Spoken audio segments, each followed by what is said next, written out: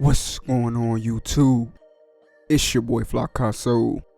My final day in NBA 2K25's Rec Center.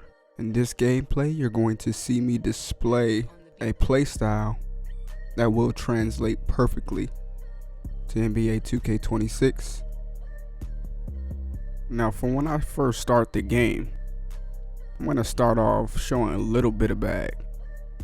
I go straight to the hop jumper, and I post up and hit my opponent with the post fade. Now, I did have a wide open teammate.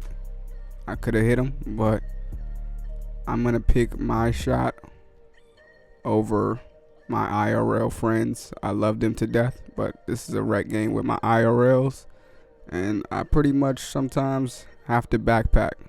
So that's what I end up doing in this game. You're going to see it's a close game for the majority of the game until it's not. Now, I want to talk about what we saw from the NBA 2K26 gameplay while this rec gameplay is playing in the background. You'll see me hitting moving shots at a high rate on a 7-footer with no shifty shooter. We've already confirmed that shifty won't be available to heights above 6'11". So you have to be 6'11" or shorter for shifty shooter, which is fine. But that only amplifies the video that I made either yesterday or the day before on the build that I'm planning on making for 26. After we saw the gameplay from all the content creators that went to Community Day, 7-footers can shoot over pretty much anybody that's shorter than them. And I'm pretty sure it'll be the same for 7'4". The most important thing is trying to contest the best you can. Now, if you're 6'8", you can get a jump contest. If you're 6'6", 6'5", 6'4", and you're trying to contest a 7-footer, expect not to get a contest. Me, being a rhythm shooter, now only having to green the tempo, GG's. I don't know if that's going to stay in the game or not. I'm not saying it's not. I don't want to have an opinion on it just yet, because I'm assuming that the green windows are smaller, therefore they're trying to make rhythm shooting just as valuable as button shooting. Now, all my catch and shoot shots wide open, I try to take them immediately, but the shots that you see me either posting up and getting to a shot or dribbling and getting to a shot, this is at a slower game speed than what we just saw. So we know for a fact that the game speed has increased, and these sort of shots that I'm taking are high percentage shots. The review for shooting is that it's relatively easy.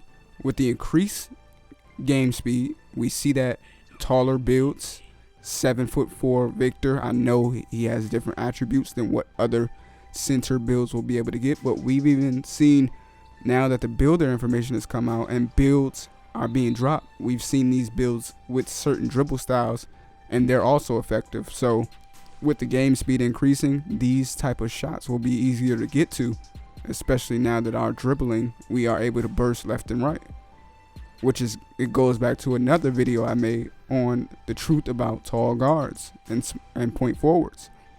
Since they increased the speed in which we can dribble, now it makes more builds valuable. Now you can see I'm player of the half, 20 points at half, shooting 90% from the field, and this is with RNG shooting. So imagine what I'll be capable of in 2K26 with the same sort of build. Of course, it's going to have its differences. I'm going to make tweaks and changes to improve it. But right now, I'm too excited. I'm very excited. You can see me shooting, fading, shimmy fades over double teams. I don't care. I'm shooting it. You can see me hop stepping to the jumper. You can see me just basic post fading. You can see me dribble pull up straight to the fade. All of these shots on a 7-footer with a high mid range. Now, I didn't let you guys know that the takeover I'm running, it is specifically for increasing my mid range and my 3-point shooting. this build in the right hands is a dominant build. Now, it doesn't do everything. And the reason you see me playing the way that I'm playing is because I'm alongside a friend of mine who is a pure inside power forward. You'll see him setting me off balls. You'll see both of us double screening because the paint is pretty much clogged with him down there. Now, going into the fourth quarter, you can see us pretty much going on a run. We've gone on a run. You see I have 28 points, more than half of their team points. And then I get to a midi hop step and I take my scoring to 30 points. So over half of the other team's points. I'm going to let the fourth quarter play out completely. And you guys are going to see where this game just gets out of hand. We're in the lead by 10 points going into the fourth. And the game just gets out of hand. I'm doing whatever I want at this point. I'm getting to the dribble pull-ups, deep dribble pull-ups. The reason I take these shots and make these shots is because that's what I do on the Hall of Fame CPU. A lot of people say my career, it doesn't translate to the real game. You're not playing versus a real person. Yeah, you're playing against computer bots at the highest difficulty.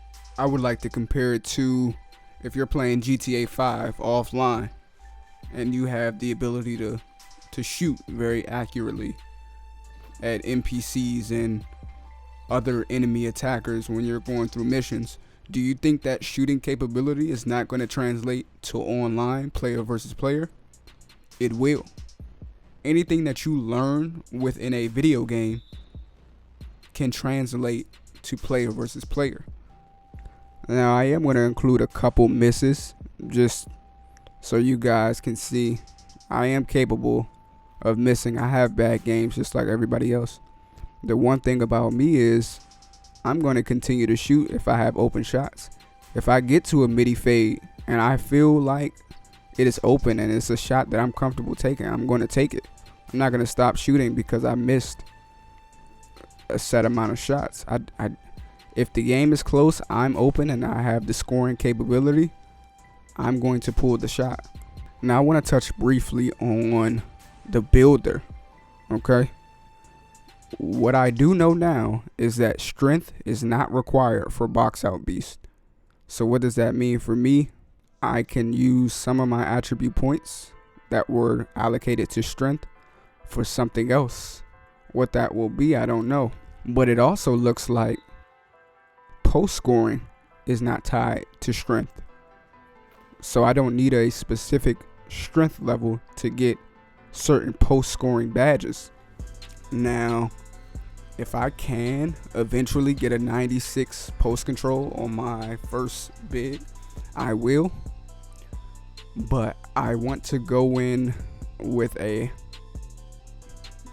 least a 79 block and at least an 85 interior, just because I don't want to get mashed in the paint, because you know there are going to be inside bigs, and those are the players that pretty much start the game dominating. It doesn't last forever, but season 1, you want to be able to defend. This game looks very offensive. Make sure you're going out there with defense on your build. Now let me know in the comments what you guys think of the information that we've received from those content creators who attended Community Day. Alright, the game looks good to me so far. There are things that may need to be tweaked before release, or the early release, should I say. But overall, I'm liking how the game is looking. I'm going to let this gameplay finish out. I want you guys to like, comment, subscribe. Please comment on the video. Even if you don't like the video, comment I don't like the video. Or tell me why you didn't like the video. Tell me what you did like about the video. Tell me a build you're thinking of making. Tell me what you think of the gameplay. Leave a comment. Leave a like. Subscribe to the channel. God bless.